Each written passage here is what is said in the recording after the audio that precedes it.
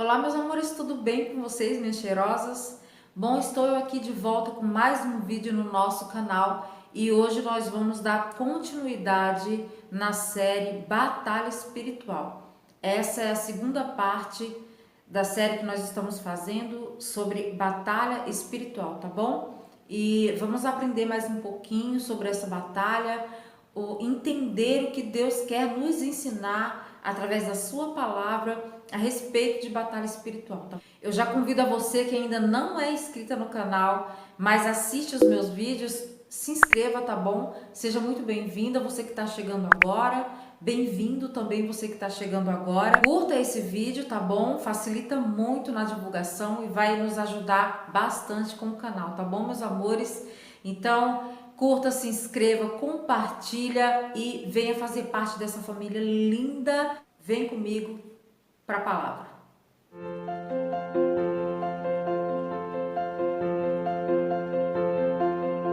Batalha espiritual. Onde começou essa batalha? Qual é a origem dessa batalha?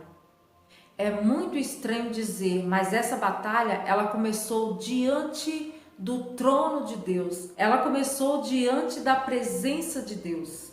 A palavra do Senhor em Ezequiel, no capítulo 28, vai estar nos explicando melhor a respeito disso.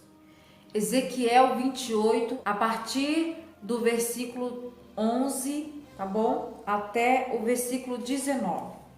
Diz assim: Veio a mim a palavra do Senhor dizendo: Filho do homem, levanta uma lamentação contra o rei de Tiro e dize-lhe: Assim diz o Senhor Deus, tu és o sinete da perfeição, cheio de sabedoria e formosura.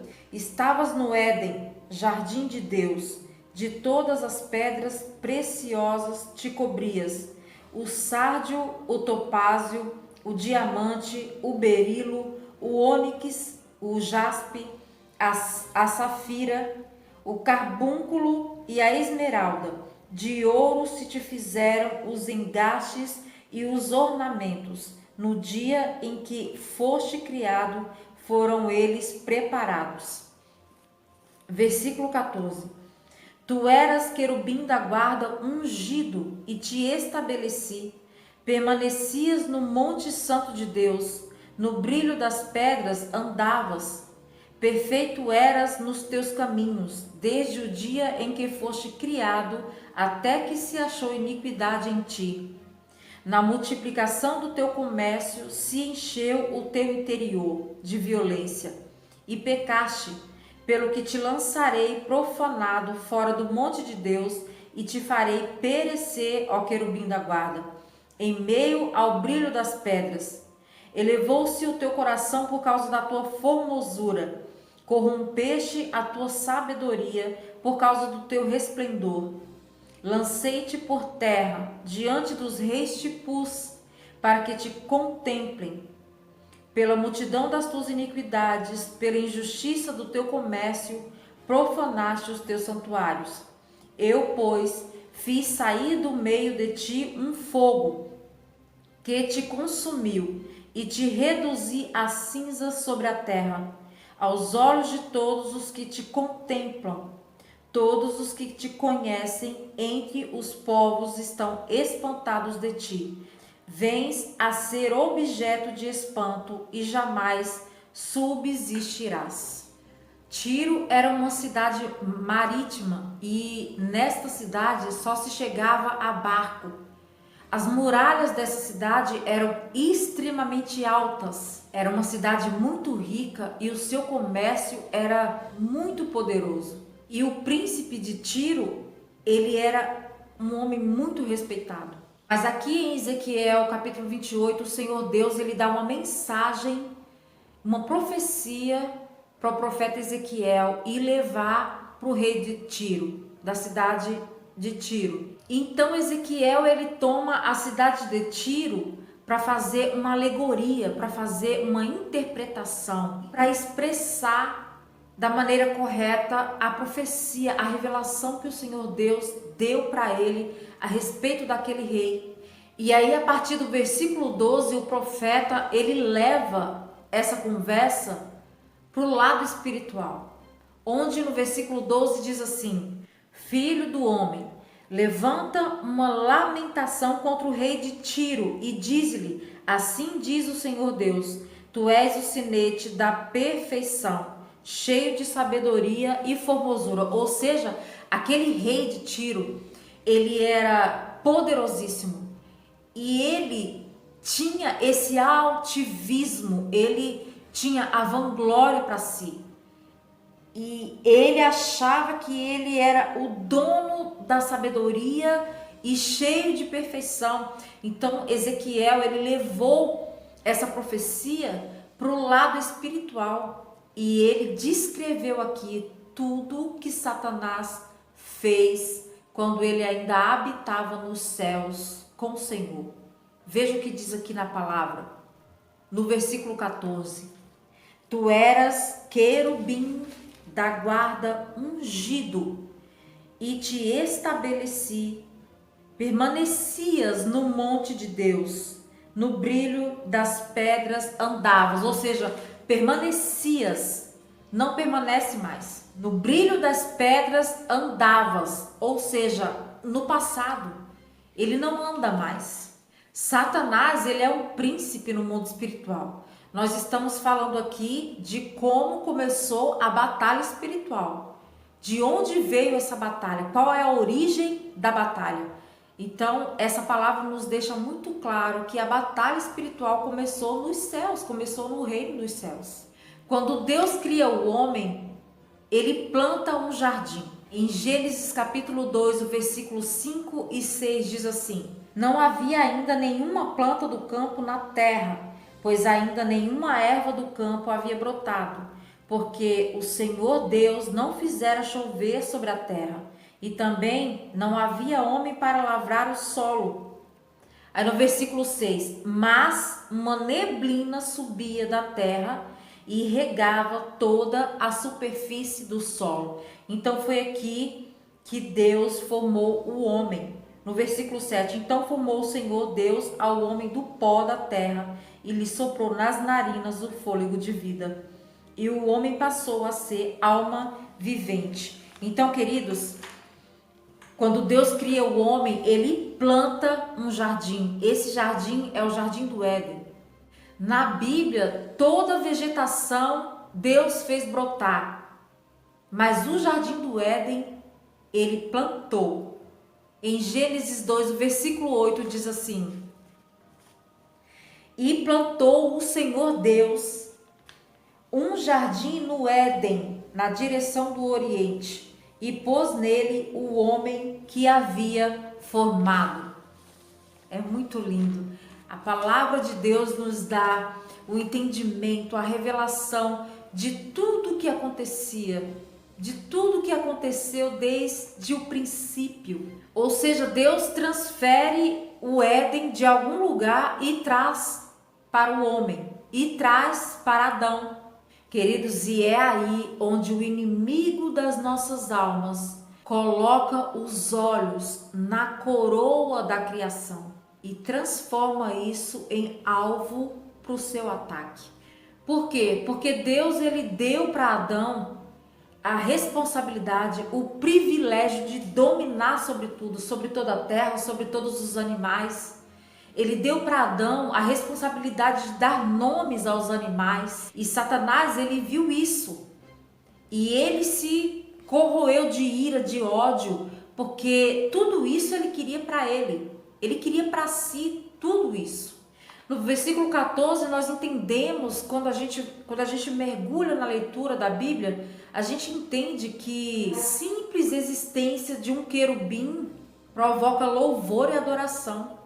Mas em Ezequiel, capítulo 28, o profeta, através da palavra que Deus deu a ele, o profeta, ele descreve a queda, a degradação, a destituição deste querubim.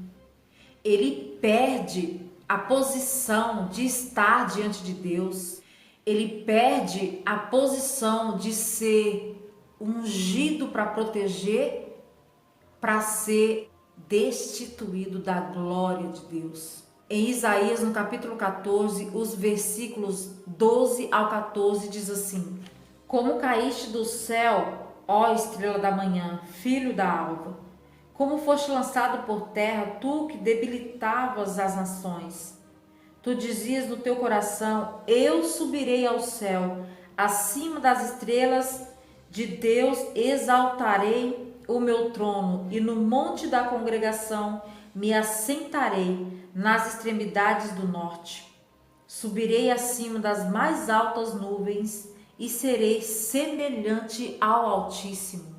Lúcifer, ele almejava assentar-se no nível da hierarquia da divindade santa.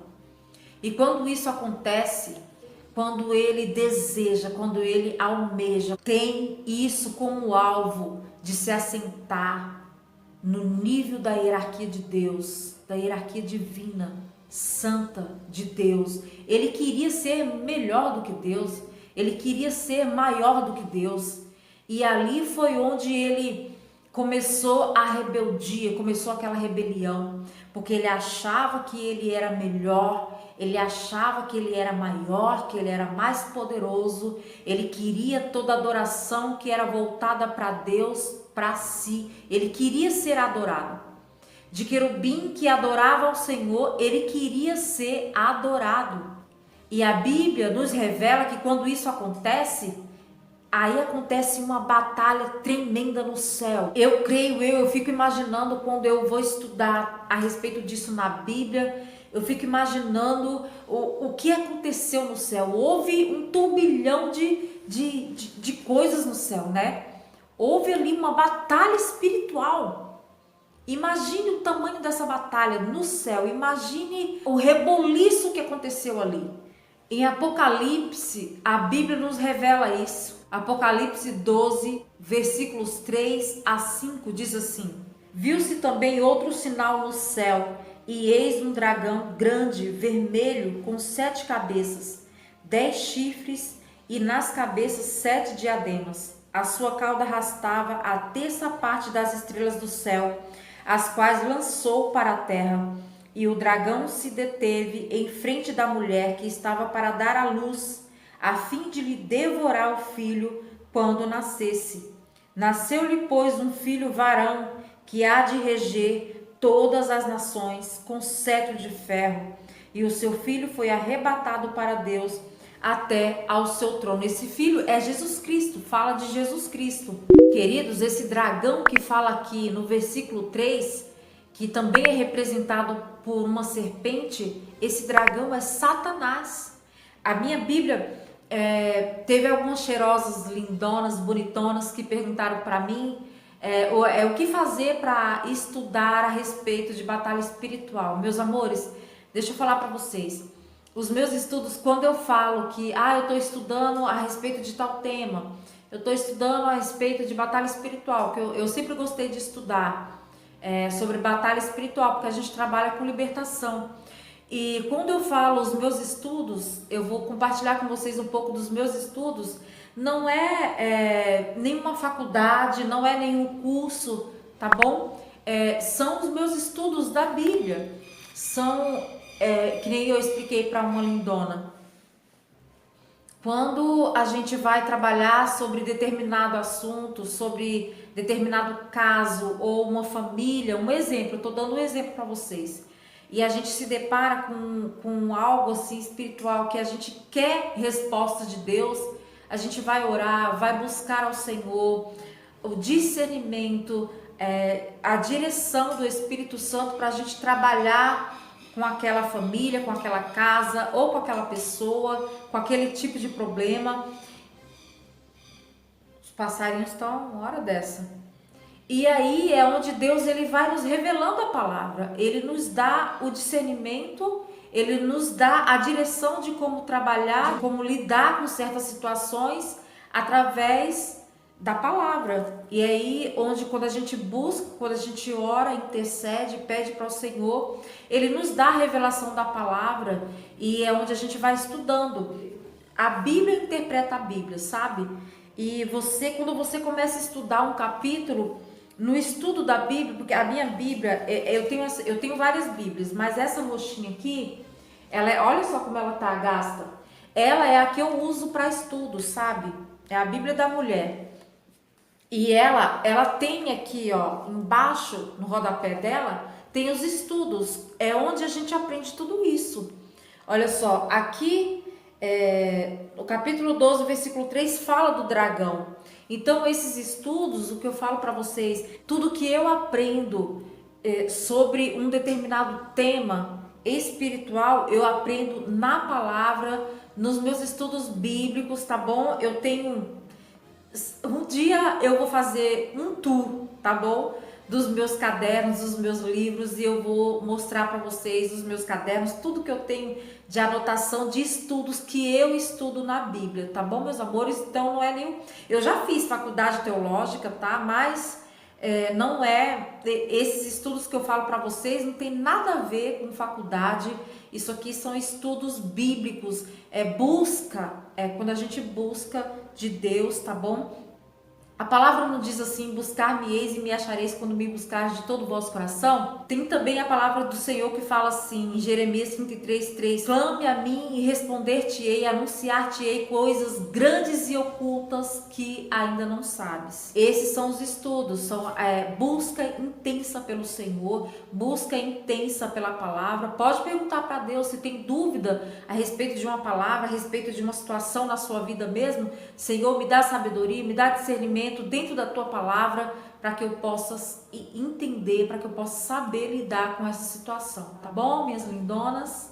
Também no versículo 3 fala que esse dragão tinha várias cabeças, 10 chifres. Essas cabeças, esses chifres, esses diademas representam o seu poder, o poder de Satanás, o seu esplendor, a sua riqueza.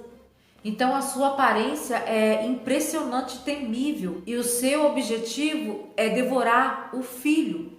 No versículo 4 fala que a sua cauda arrastava a terça parte das estrelas do céu. As estrelas simbolizam os anjos.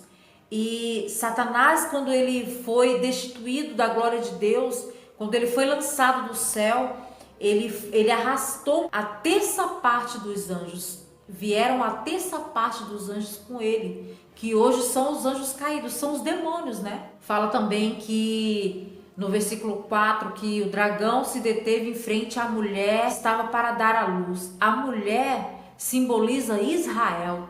A metáfora de Israel como uma mulher prestes a dar à luz também está descrita em outras partes da Bíblia. Descrita como uma mulher que está em trabalho de parto. E o filho dessa mulher é Jesus Cristo, é o nosso Jesus. Agora fala da batalha. No versículo 7 ao versículo 9 do capítulo 12 de Apocalipse diz assim: houve peleja no céu. Miguel e os seus anjos pelejaram contra o dragão. Também pelejaram o dragão e seus anjos. Todavia não prevaleceram, nem mais se achou no céu o lugar deles. E foi expulso o grande dragão, a antiga serpente, que se chama Diabo e Satanás, o sedutor de todo o mundo. Sim, foi atirado para a terra, e com ele os seus anjos. Meus amores, o que dá para a gente entender desse estudo? Do que Deus quer alertar o nosso espírito, a nossa mente, alertar a nossa alma sobre todo esse sentimento que fez ser destituído um anjo, um querubim da guarda, ungido por Deus. Ele foi ungido pelo próprio Deus. Lúcifer, ele era maioral entre os anjos no céu. Ele era um querubim. Gente, na hierarquia, o querubim está acima dos anjos. Mas ele quis ser melhor do que Deus. Ele quis ser adorado. A rebeldia, a soberba, o orgulho, o egoísmo nos faz ser destituídos da glória. A palavra diz que todos nós fomos destituídos da glória. Todos nós precisamos de perdão. Em Romanos 3:23. Então, todos nós pecamos, por isso todos nós precisamos, carecemos da glória de Deus. Precisamos entender que nós não somos melhor do que ninguém. Ninguém é melhor do que ninguém. O Senhor Deus não faz acepção de pessoas. Somos iguais aos olhos do Senhor. Quando a gente sente esse sentimento de rebeldia, de orgulho, de altivez, de achar que somos melhores do que os outros, de soberba, a gente está decretando uma batalha espiritual, uma batalha no qual Satanás ele vai sempre lançar as setas na nossa mente, nos persuadindo daquilo que ele quer, que nós somos melhores, que nós podemos mais, temos que fazer para nos vangloriarmos de alguma forma.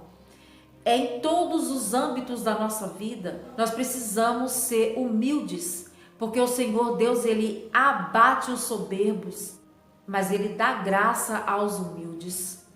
A rebeldia, a rebelião, o egoísmo, a batalha espiritual na nossa mente, às vezes é contra nós mesmos. Nós temos que batalhar contra nós mesmos constantemente. Temos que lutar, guerrear contra o nosso eu, contra a nossa carne, os nossos desejos carnais, contra o que a gente quer para si mesmo, sabe? Porque o orgulho nos faz ser destituídos, privados, afastados, retirados de ocupar o lugar que o Senhor nos reservou. Então, meus amores, para que nós possamos ocupar o lugar que Deus reservou para mim e para você, precisamos procurar entender a batalha que acontece às vezes na nossa mente. Você veja bem, Deus deu uma palavra para Ezequiel para que ele fosse entregar para o rei de Tiro. E Ezequiel, entregando essa profecia para o rei de Tiro, ele transcreveu Lúcifer quando ainda estava no reino dos céus. E ele ainda diz assim: você era lindo, você era querubim da guarda, ungido, você habitava no reino de Deus, você andava sobre as pedras preciosas. Então, é uma escolha que nós fazemos, meus amores. Nós escolhemos. Eu escolho Deus. Eu escolho adorar a Deus. Eu escolho servir ao Senhor. Eu escolho ocupar o lugar que Ele reservou para mim, não o lugar que eu almejo estar. O lugar que nós almejamos estar talvez não seja o lugar que Deus reservou para nós, tá bom? Que nós venhamos meditar profundamente nessa palavra, em nome de Jesus. Então esse foi o vídeo, meus amores. Eu espero do fundo do meu coração que você tenha gostado, que você tenha sido edificado, tá bom? Lembrando a vocês que nós continuaremos com batalha espiritual, tá bom?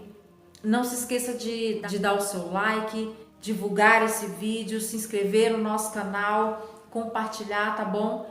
Eu espero você no próximo vídeo. Em nome de Jesus, um grande beijo no seu coração. Fique com Deus e até o próximo vídeo. Tchau, tchau.